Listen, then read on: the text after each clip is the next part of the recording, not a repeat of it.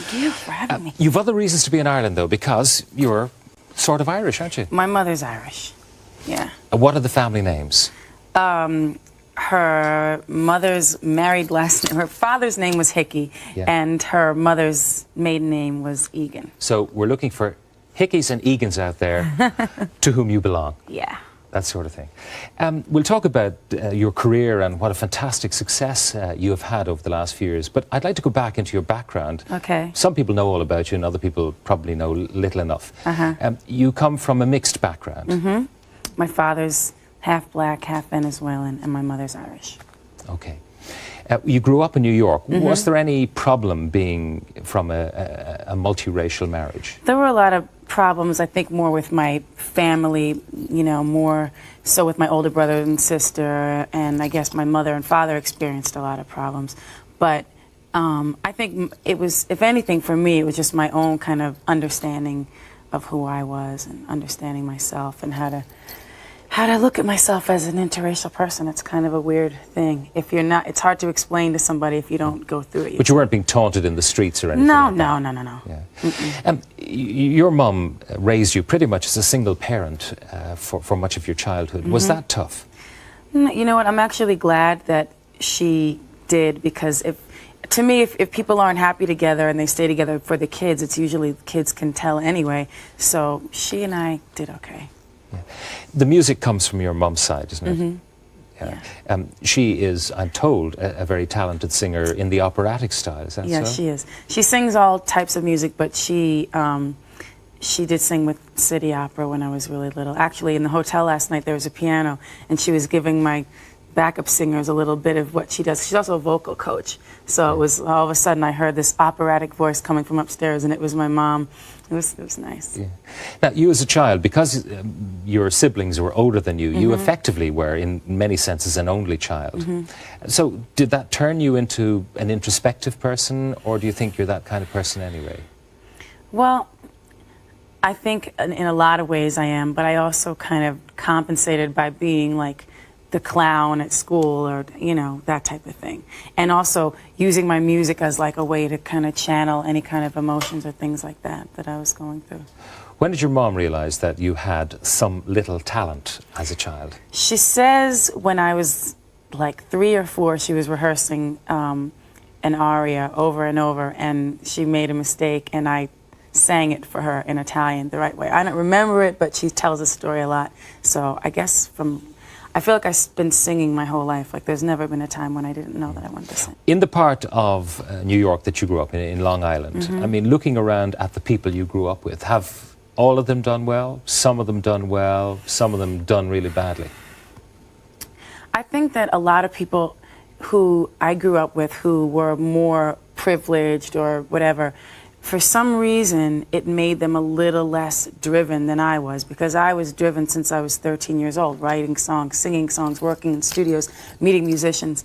And a lot of them, you know, when I was making my first album, they were just going to college. They were, you know, starting out. And some of them haven't really decided what they want to do. Some people still live at home. Some people have done really well. So, but I guess a lot of the people I know who I used to envy when I was growing up and wish I had all the things that they had, kind of were more content to stay there, you know. Are there people, though, that you look at and see that they've been very unfortunate in life and say, there, but for the grace of God go I? Oh, yeah. I mean, people went to the bad. Could it have happened to you, do you think? I guess it could have happened to anybody, I mean, if I were a different person. But I think one of the good things is that I did have you know, my mother was very supportive of me and of my dream of being a successful recording artist. And a lot of people would have looked at it like, you know, don't encourage her, this is a pipe dream, there's no way this could ever happen.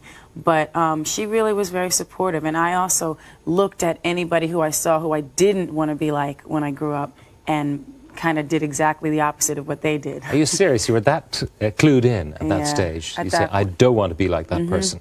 But still, there are hundreds of aspirants out there who want to make it in the music business, and it tends to be a mixture of talent, opportunity and good fortune, which makes it happen. Definitely. So tell me about your, I suppose, Cinderella story, really. You could say that, I guess. I don't know. That's a weird That's a weird term because I don't know, it makes it seem like everything was really easy, but in fact, to me, it was like my whole life was a struggle to get to this point. But, well, I started singing when I was 4. I started writing when I was like 13. And I was making demos while I was in high school, some of the songs that ended up on my first album. And I ended up moving to the city at like 17. My brother paid for my first demo. And I lived with one of his friends, a girl. She let me stay in her apartment, and I lived in this little loft, like the size of these 2 benches right here, really small, little tiny thing above her kitchen. And I used to just work, and then sometimes I would work as a waitress and as a coat checker and all these things, and all the while doing demos. Finally, these musicians, I used to live on the Upper West Side, and these musicians would see me and be like, what is this kid doing here? Why is she, here? And kind of laugh.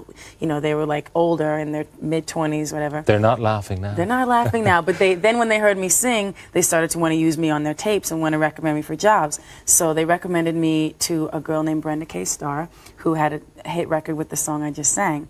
And one of her backup singers had quit. And I went and I auditioned, and she really liked me, and she gave me the job. I auditioned with that song, and that's why I remade the song, because it's kind of like in tribute to her. And I was her backup singer. She used to listen to my tapes. She was totally supportive, and she brought me to a party. Well, I actually had a deal pending with Warner Brothers, because the guy that I was writing music with. So it was going to happen anyway, you reckon? Right. It was like right on the verge of, they wanted to put my songs in this movie, and they wanted to give me a deal as a solo artist, but it was through the guy that I was writing with at the time. Okay, just to check, how old were you at this point? 18. Wow.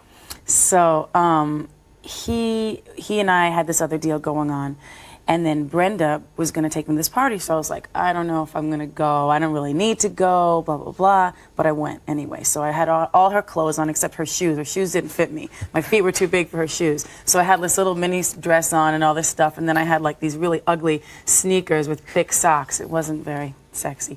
But so I went to the party, and she introduced me. She went to hand my tape to this guy named Jerry Greenberg, who was opening up his own record company. And Tommy Mottola was there, and he grabbed the tape, who was the head of Sony Music. Yeah. He grabbed the tape. Headed off in his car, stuck the tape in the Oh, you know the dash. story. And what happened then? And he turned around and came back, because he didn't believe it was the same girl that he saw. This voice did not match this kid in sneakers and a short dress. cheerleading jacket and stuff, So he came back, but I was gone. And then he found me through Brenda's managers, because the tape didn't have my name on it either. You went on to marry Tommy, and you were married for how many years? 3.5. Yeah. Was that, in retrospect, a huge mistake, or was it a valuable learning thing that you had to go through, really? Well, I think I've always had issues about marriage, because I never really understood, because most people that I saw, most people's parents were divorced, like that I knew growing up. So I just never wanted to get divorced. So I said, why get married if you're just going to get divorced anyway? You can't get divorced if you ain't married. Exactly. So I had my own issues with it, and I think it probably would have been better. I think it was too early on for me. So what's your status today? Are you free, single, and happy? Yeah, basically. I think so. Because you're very young, you get married, you have all the trappings of success, but a lot of people have a bit of growing to do, with learning how to handle money, learning how to handle success. And you did it within a marriage, and then do you have to relearn it all over again? Is it different outside of a marriage? Well, the one thing to me that's different, just in terms of there's a lot of things that are different, but fortunately I don't have to actually handle my own money and to keep my own books, because they'd be a mess.